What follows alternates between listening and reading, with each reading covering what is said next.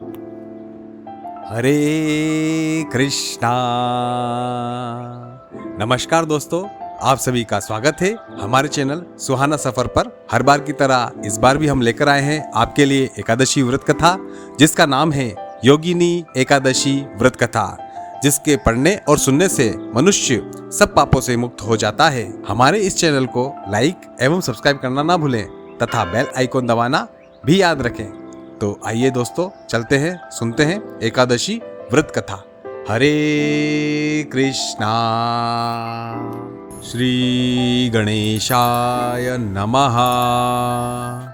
योगिनी एकादशी। युधिष्ठिर ने पूछा, वासुदेव, आषाढ़ मास के कृष्ण पक्ष में जो एकादशी होती है उसका क्या नाम है? कृपया उसका वर्णन कीजिए। भगवान श्री कृष्ण बोले, नृपश्रेष्ठ, आषाढ़ मास के कृष्ण पक्ष की जो एकादशी है उसका नाम योगिनी एकादशी है। यह बड़े बड़े पातकों का नाश करने वाली है। संसार सागर में डूबे हुए प्राणियों के लिए यह सनातन नौका के समान है। अलकापुरी के राजाधिराज कुबेर सदा भगवान शिव की भक्ति में तत्पर रहने वाले हैं। उनका हेममाली नामक एक यक्ष सेवक था जो पूजा के लिए फूल लाया करता था। हेममाली की पत्नी का नाम विशालाक्षी था। वह यक्ष काम पाश में आबद्ध होकर सदा अपनी पत्नी में आसक्त रहता था। एक दिन हेममाली मानसरोवर से फूल लाकर अपने घर में ही ठहर गया और पत्नी के प्रेम पाश में खोया रहा, अतः कुबेर के भवन में ना जा सका। इधर कुबेर मंदिर में बैठकर शिव का पूजन कर रहे थे। उन्होंने दोपहर तक फूल आने की प्रतीक्षा की। जब पूजा का समय व्यतीत हो गया तो यक्षराज ने कुपित होकर सेवकों से कहा, यक्षो, दुरात्मा हेममाली क्यों नहीं आ रहा है? यक्षों ने कहा, राजन, वह तो पत्नी की कामना में आसक्त हो घर में ही रमण कर रहा है। यह सुनकर कुबेर क्रोध से भर गए और तुरंत ही हेममाली को बुलवाया। वह आकर कुबेर के सामने खड़ा हो गया।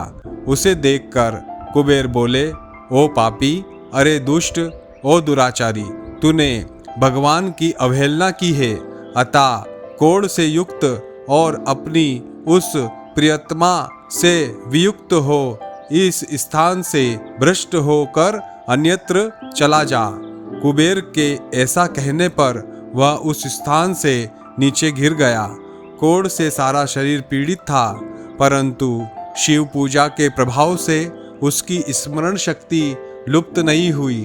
तदंतर वह पर्वतों में श्रेष्ठ मेरुगिरी के शिखर पर गया।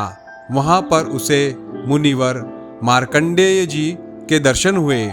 पाप कर्मा यक्ष ने मुनि के चरणों में प्रणाम किया। मुनिवर मार्कंडेय ने उसे भय से कांपते देख कहा, तुझे कोढ़ के रोग ने कैसे दबा लिया?